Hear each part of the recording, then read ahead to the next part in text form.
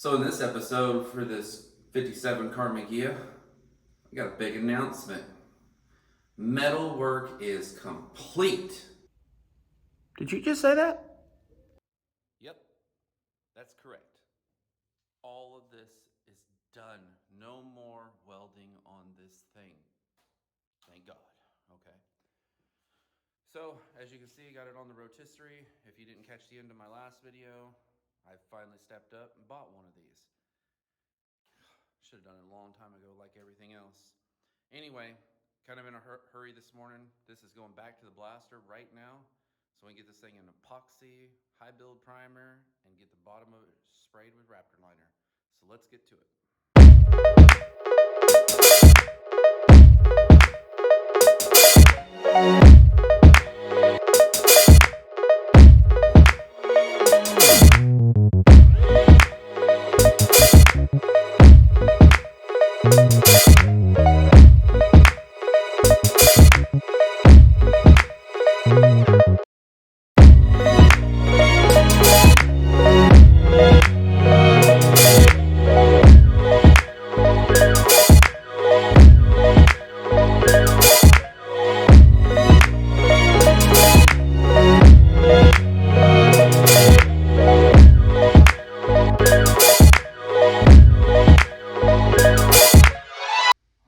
So as you can see, we're home from the sandblaster. This thing looks way better. Everything's ready to go. And I'm gonna come out here in the morning and lay some epoxy on this. I have the dehumidifier over there in the corner going on this to keep it in this stage. But yeah, so at this stage here, I'm gonna come in here and lay epoxy on the whole thing, inside and out, top to bottom. I'm gonna let that flash off, and then areas that are gonna be painted later that basically I don't have to do any body work on, such as the firewall here.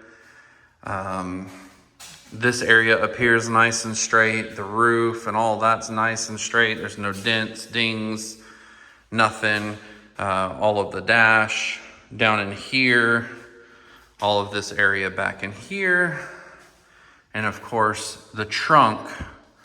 All of that, once it flashes off, and give it a couple, 3 hours or so, well into the window to where I can shoot right over the top of it without scuffing it, I will go and put my high build primer in all of these areas just to save time, money.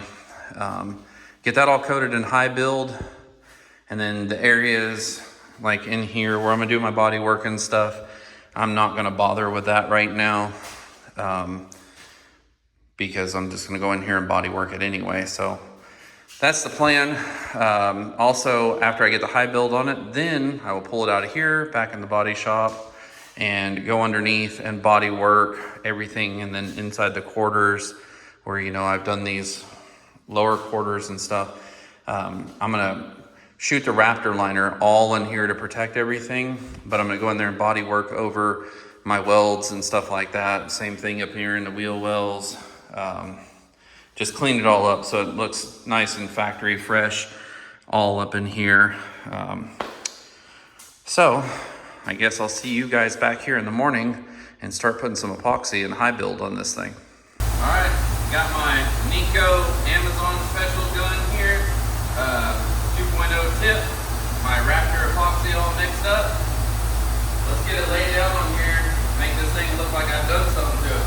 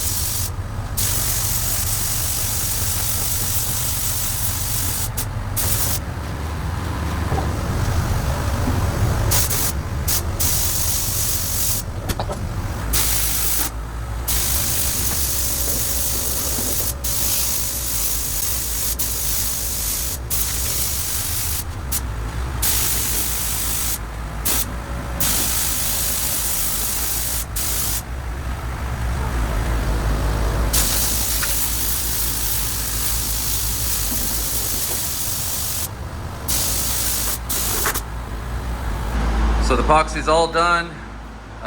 It's been 48 hours now. I came in here in a couple places, did some seam sealer where I needed to, a couple places inside here. So now what I'm gonna do is I'm gonna mix up my feather fill here, just a little bit left in this one, and then start on the new one. And I'm gonna go in here and hose down the entire interior area. All right, so as you can see, we got the Ghia back in here, the epoxy's done.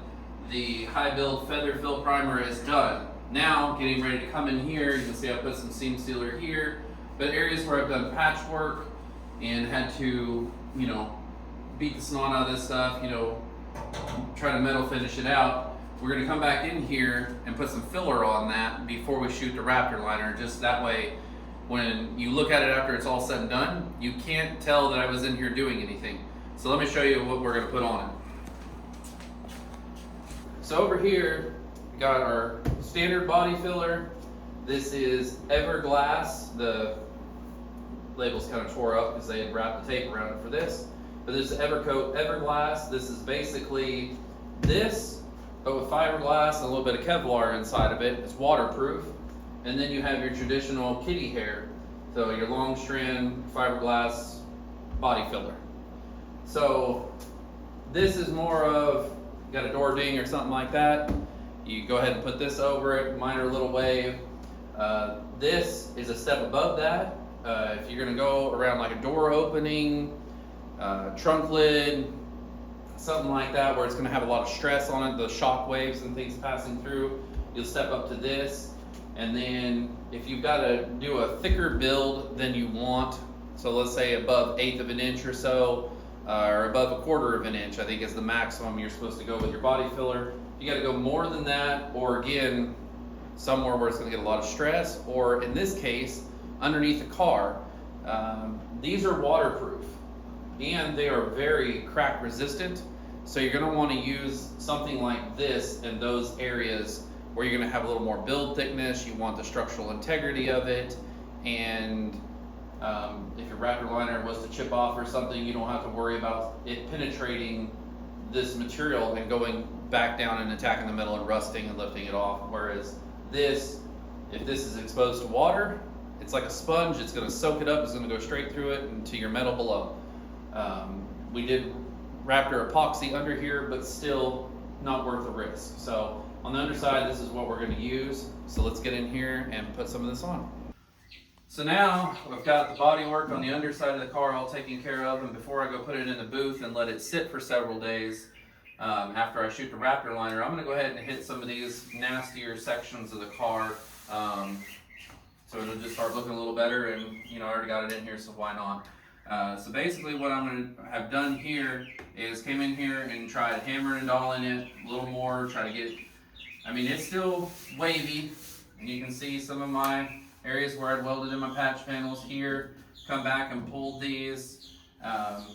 So it is by no means metal finish perfect, but it's good enough.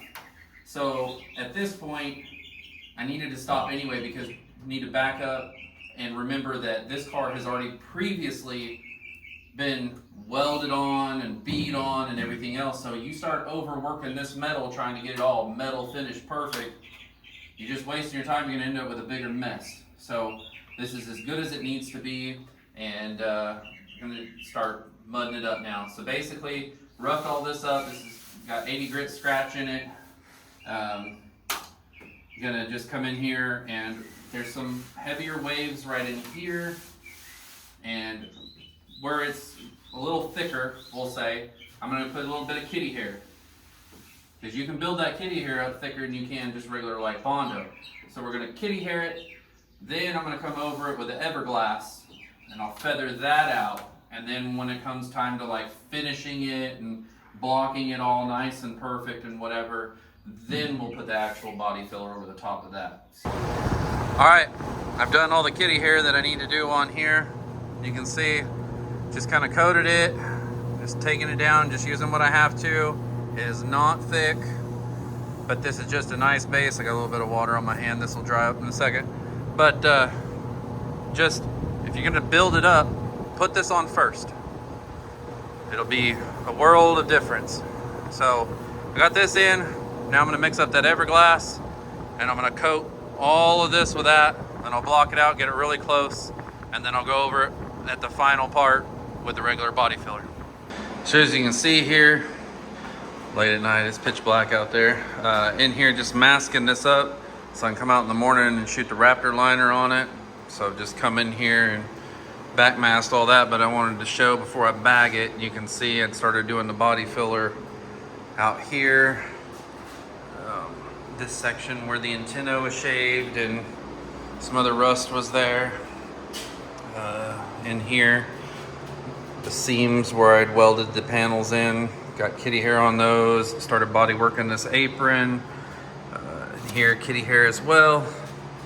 That's bagged up, and then car's kind of up in the air, but under here, you know, all this is body worked. Seam sealed. I got to come back in here in a minute and do the rest of the seam sealer around. But all this is, went ahead and scuffed all this back up because we didn't quite make our window. Gonna shoot the rockers under here, so I got to bag the whole bottom of the car here too. But yeah, all this body work is done here. And you can see out here, here's where my quarters are right now. They're looking pretty dang good. So this is just about nice and straight. Both sides are at this same stage. I pretty much just need a skim coat of, you know, regular body filler over it. Block that out, make sure there's no waves, and I'll be ready to prime. So, like I said, just coming around, just showing where it's at. The seams in the nose. Started doing a little bit under here because, you know, I put that whole lower section of the nose in as well. Now you can really see here where I was working that. Here's the other rear quarter, because this thing had damage up in here and stuff where it drug across. So, yep, let me finish wrapping this thing up, and I'll see you back here in the morning when I'm ready to start putting some Raptor liner on this thing.